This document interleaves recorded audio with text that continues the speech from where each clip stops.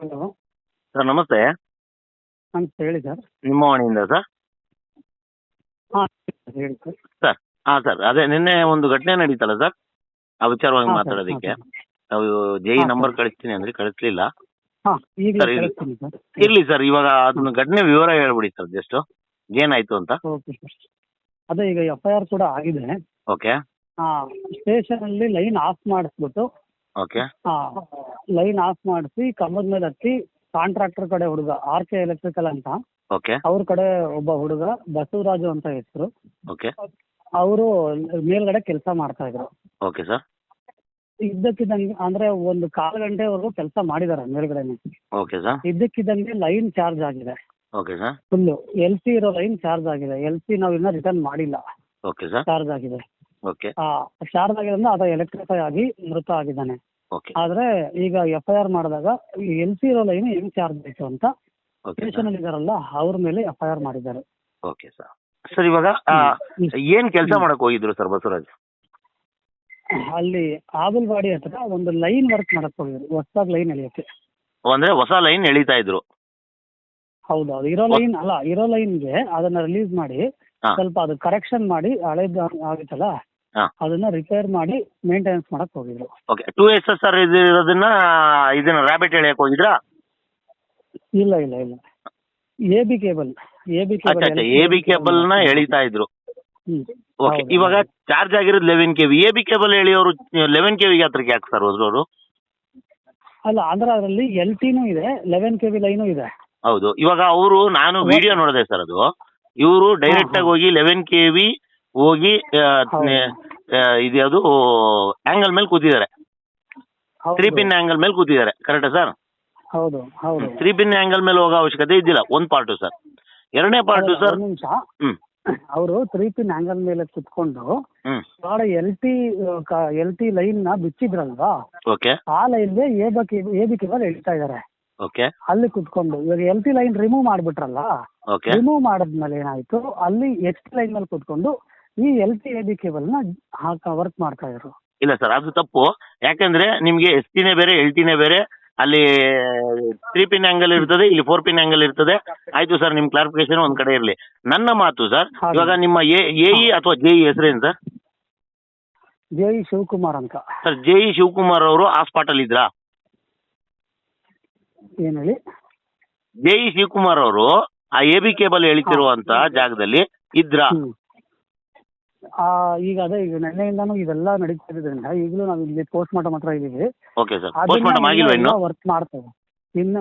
ಈಗ ಮುಗೀತು ಹೊರಟ್ರು ಅವರು. ಇನ್ನ MIMS ಹಾಸ್ಪಿಟಲ್ ಅಲ್ಲಿ ಇದ್ದೀವಿ ನಾವು. Okay sir. ಅದೆಲ್ಲ ಈಗ ಒಂದ್ ಕಡೆಯಿಂದಾನು ಎಲ್ಲ ಮಾಡ್ಬೇಕಾಗಿದೆ. ನೆನ್ನೆಯಿಂದ ಮಾಬ್ ಇತ್ತು, ಎಲ್ಲ ಅಟೆಂಡ್ ಮಾಡ್ತಾ ಇದ್ವಿ, ಎಲ್ಲ ಮುಗೀತಲ್ಲ. ಈಗ ಇದಾದ್ಮೇಲೆ ಅದೆಲ್ಲ ಡೀಟೇಲ್ಸ್ ತಗೊಂಡು ನಿಮ್ಗೆ ಅಪ್ಡೇಟ್ ಮಾಡ್ತೀವಿ. ಎಸ್ ಸರ್, ನಂದು ಇನ್ನು ಎರಡು ಪ್ರಶ್ನೆ ಇದೆ ಸರ್, ಮುಗಿಸ್ಬಿಡ್ತೀನಿ ಸರ್. ಇದರಲ್ಲಿ ಇಬ್ರು ತಪ್ಪಿಕಸ್ತರು ಸರ್. ಒಬ್ರು RK ಎಲೆಕ್ಟ್ರಿಕಲ್ಸು ತಪ್ಪಿಕಸ್ತರು, ಮತ್ತು ಅಲ್ಲಿದ್ದಂತಹ ನಿಮ್ಮ JE ಅವರು ತಪ್ಪಿಕಸ್ತರು ಸರ್. ಯಾಕೆಂದ್ರೆ ಒಂದು ಸೇಫ್ಟಿ ಝೋನ್ ಅಂತ ಕ್ರಿಯೇಟ್ ಮಾಡಬೇಕಾಗಿತ್ತು, ಇವ್ರು ಎಲ್ಲೂ ಸೇಫ್ಟಿ ಝೋನ್ ಕ್ರಿಯೇಟ್ ಮಾಡಿಲ್ಲ sir, first point. Second point, ಆ ಹುಡುಗ ವಿತೌಟ್ ಹೆಲ್ಮೆಟ್ ಕಂಬ ಹತ್ತಿದ್ದಾನೆ sir. I am right sir? Okay.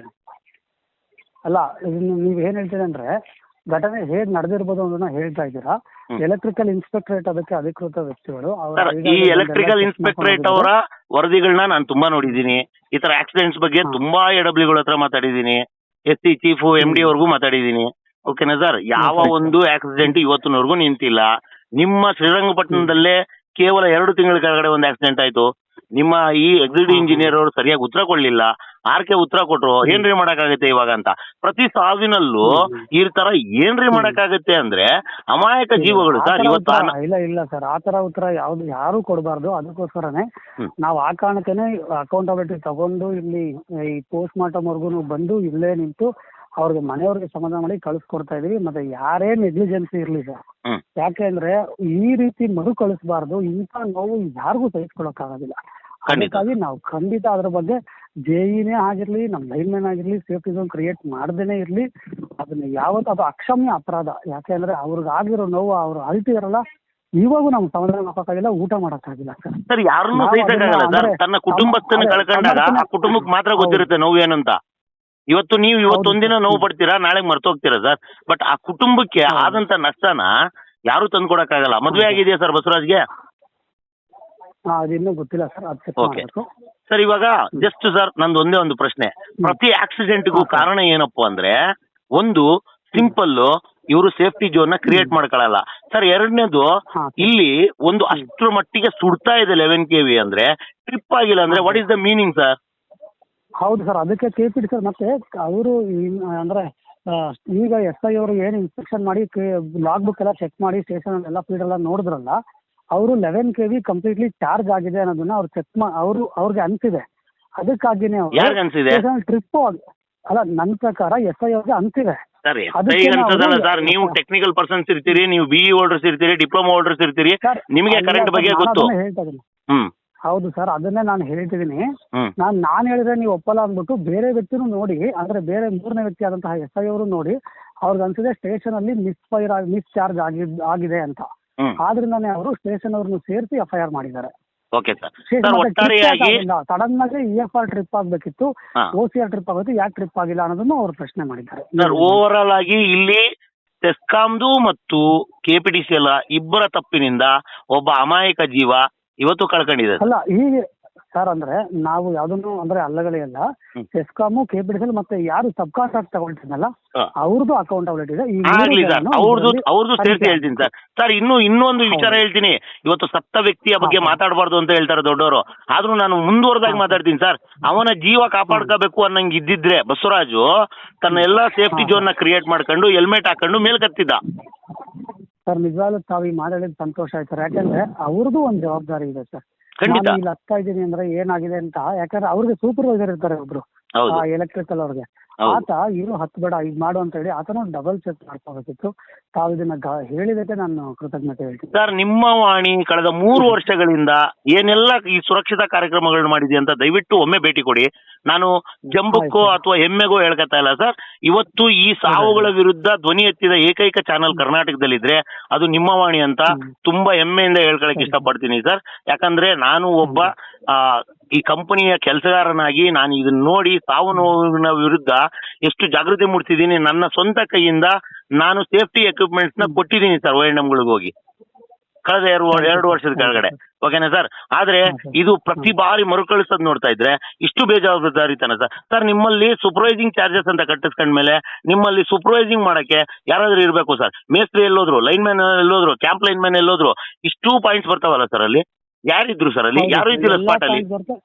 ಈ ಎಲ್ಲವನ್ನೂ ತನಿಖೆ ಮಾಡಬೇಕಾಗಿದೆ ಸರ್. ದಯವಿಟ್ಟು ಸರ್ ಈ ನಾನು ಕೇಳೋದು ಇಷ್ಟೇ ಸರ್, ಇದು ಮರುಕಳಿಸಬಾರ್ದು, ಯಾವ್ದು ಜೀವ ಹಾನಿ ಆಗ್ಬಾರ್ದು, ಮತ್ತು ತಪ್ಪಿತಸ್ಥರಿಗೆ ಕಡಾಖಂಡಿತವಾಗಿ ಯಾವುದೇ ಹಿಂದೆ ಮುಂದೆ ನೋಡದೆ ಯಾರೋ ಒಬ್ಬರ ಒತ್ತಡಕ್ಕೂ ಮಣಿಯದೆ ಅವರು ತಪ್ಪಿತಸ್ಥರ ಮೇಲೆ ದಯವಿಟ್ಟು ಶಿಕ್ಷೆ ಆಗ್ಲಿ ಸರ್. ಅವ್ರಿಗೆ ಸಸ್ಪೆಂಡ್ ಅನ್ನುವ ಒಂದು 3 ತಿಂಗಳ ಶಿಕ್ಷೆ ಬಿದ್ರೆ ಮುಂದಿನ ಇನ್ನೊಂದು ಈ ಅಜಾಗರೂಕತೆ ಆಗದೆ ನಡ್ಕೊಳ್ಳುತ್ತೆ ಅನ್ನೋದು ನನ್ನ ಒಂದು ಭಾವನೆ ಸರ್. ಖಂಡಿತ ಸರ್. ನಾವು ಅಂದ್ರೆ ನೀವು ಹೇಳ್ದಂಗೆ ಇನ್ಸ್ಪೆಕ್ಟರ್ ಜೊತೆಗೆ ನಾನು ಇದ್ರ ಬಗ್ಗೆ ವರ್ಕ್ ಮಾಡ್ತೀನಿ. ಏನಾದ್ರು ಮಾಹಿತಿ ಇದೆ ನಿಮ್ಗೆ ಅಪ್ಡೇಷನ್ ಕೊಡ್ತೀನಿ. ಖಂಡಿತ ಸರ್. ನಾನು ಕಳಿಸ್ತೀನಿ, ಮಾತಾಡಿ. Yes sir. ನಾನು ಈ ನಿಮ್ಮ ಹತ್ರ ಮಾತಾಡ್ತಾ ನಾನು ನಿಮ್ಮ ಸೆಸ್ಕಾಂ MD ಅವ್ರಿಗೂ ಸಹ ಇದ್ರನ್ನೇ ನಾನು ಕೇಳ್ಕೊಳ್ಳೋದು, ತಪ್ಪಿಕಸ್ತರು ಅವ್ರು ಯಾರೇ ಆಗಿರ್ಲಿ, ಪ್ರಬಲರಾಗಿರ್ಲಿ, ಯಾರೇ ಆಗಿರ್ಲಿ, ಅವ್ರ ಮೇಲೆ ಕಡಾಖಂಡಿತವಾಗಿ ಶಿಕ್ಷೆ ಆಗ್ಬೇಕು ಸರ್. ನೀವು ಹೇಳ್ತಿರೋಂತ ಎಲೆಕ್ಟ್ರಿಕಲ್ ಇನ್ಸ್ಪೆಕ್ಟರೇಟ್ ಇಂದ ಏನು ಆಗಲ್ಲ, ನಾನು ಬರ್ಕೊಡ್ತೀನಿ ಬೇಕಾದ್ರೆ. ಅವರು ನೀವೇನ್ ಹೇಳ್ತಿರೋ ಅದನ್ನ ಬರ್ಕೊಂಡು ಹೋಗ್ತಾರೆ, ಅವ್ರು ಅದನ್ನೇ ರಿಪೋರ್ಟ್ ಕೊಡ್ತಾರೆ. ಆದ್ರೆ ಸತ್ತ ಆತ್ಮಕ್ಕೆ ಶಾಂತಿ ಸಿಗಲ್ಲ ಸರ್. ನೀವು ಯಾವಾಗ ನ್ಯಾಯ ಒದಗಿಸ್ತಿರೋ ಆತ್ಮಕ್ಕೆ ಶಾಂತಿ ಸಿಗುತ್ತೆ ಅಂತ ನಾನು ಹೇಳಕ್ಕೆ ಇಷ್ಟಪಡ್ತೀನಿ ಸರ್. ಆಗ್ಲಿ ಸರ್, ಥ್ಯಾಂಕ್ ಯು. ದಯವಿಟ್ಟು ಮಾಡಿ ಸರ್. ತಮ್ಮ ಹೆಸರು ಗೊತ್ತಾಗ್ಲಿಲ್ಲ ಸರ್, ಸಾರಿ. ಮೋಹನ್ ಅಂತ sir. Mohan sir. Yes sir, thank you sir, thank you ಮಾತಾಡಿದ್ದಕ್ಕೆ. FIR ಆಗಿದೆ. Yes sir. ಅದು ಕಾಪಿ ಅವ್ರ ಹತ್ರ ಇದೆ ಅನ್ಸುತ್ತೆ, ಅದನ್ನು ಒಂದು ತಗೊಳ್ಳಿ ಸರ್. ದಯವಿಟ್ಟು ಕಳಿಸಿ ಸರ್. ಆಮೇಲೆ ನೀವು ಇನ್ಸ್ಪೆಕ್ಟರೇಟ್ ಕಳಿಸಿರೋ ಇದನ್ನ ಕಳ್ಸಿಕೊಡಿ ಸರ್, ಡೀಟೇಲ್ಸ್ ನನಗೆ ದಯವಿಟ್ಟು ವಾಟ್ಸಪ್ ಮಾಡಿ. ಅದು ಅದೇ ಇನ್ನೊಂದು ನಾಳೆ ಕಳಿಸಿ ಅದನ್ನು ಕಳಿಸ್ಕೊಡ್ತೀನಿ. Yes sir, thank you. Okay okay okay.